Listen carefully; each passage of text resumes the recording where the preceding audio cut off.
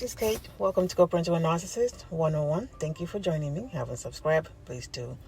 Guys, today's topic is the covert narcissist family members are not your friends. The covert narcissist family members are not your friends. The covert narcissists that you're trying to co-parent the children with, those people are not your friends. Now, you got to understand that a covert narcissist didn't just show up out of thin air. Whatever family that they're coming out from, or they grew up in, there's always somebody in there like that. Even if there's not somebody exactly like them or covert narcissists like them, or like they turned out to be, family has to be dysfunctional somewhere. There's got to be some kind of dysfunctional situation going on in there. There's going to be some kind of toxicity going on in there.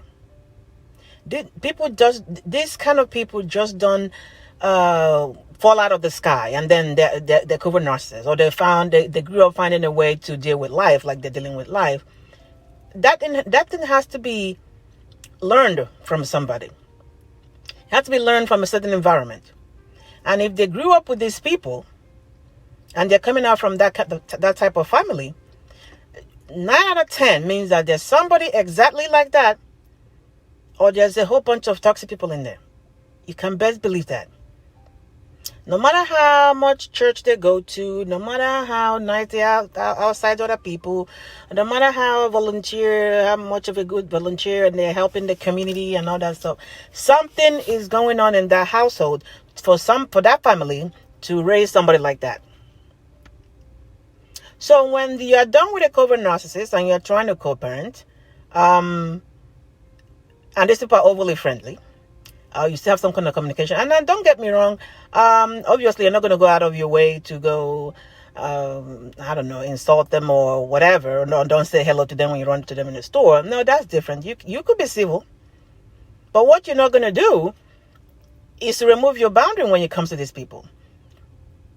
What you're not going to do is to throw yourself into the relationship with these people just because they are being nice and they are maybe speaking out against the covert narcissist and their action, and they say, oh no, we raised them better than this, this and this and happen. Sure, you're not going to open your life to them. The same way you cut off the covert narcissist and just limit your time or attention to them is just when it concerns the children. That's exactly what you do with the family members. You talk to them when you see them. You say hello to them when you run into them at an event. But what you're not going to do is sit down and update them on what's going on in your life. What you're not going to do is sit down and discuss the covert narcissist beyond, are my kids over there? Did she pick them up and bring them to you? Oh, okay. Thank you for letting me know where the kids are. That's it. There's no discussion with them on what the covert narcissist did and didn't do, because they're running back to tell them that, right?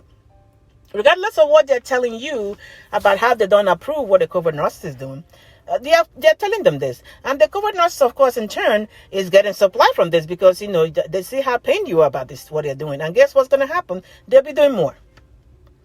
They'll be doing more of whatever it is they're doing. So no, these people, the covert narcissist family are not your friends, because the covert narcissist came out from somewhere. And if he came out from that sort of environment, chances are somebody is exactly like that in there. No matter how covert they are, no matter how nice they are, no matter how, people hail them as, the pillar of the community. Nope. Because toxicity would always breed toxicity. So if that one is already toxic, somebody over there is toxic. So what I'm saying here is, you are trying to co-parent with these people. They are chipping in with the kids or whatever. Sure. Limit your time just like you limit your relationship or any kind of communication you have with the covert narcissist. Did the same thing with the covert narcissist family. That includes the mother, father, sisters, brothers. Limit that whole thing. Keep that to a minimum. Don't continue just because they are so nice to you afterwards or whatever, that somehow the covert narcissist is the outliner here. Nope.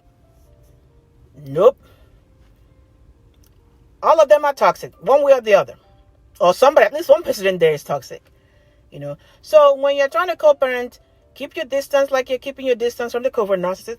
Apply the same thing to the covert narcissist family, no matter how nice they are, no matter how they bake stuff and bring over to your house, which you're not supposed to be doing. That's what I'm saying. You should keep your boundaries. There shouldn't be that whole kind of communication where, they're always at your place, or you're always talking to them, or you're always over there. No. Like I said, I'm not saying go over there and be ugly. Just be civil to them. But keep your life to yourself. Keep what you're doing to yourself. If it does not involve the children, you don't discuss it with them. It's just that simple.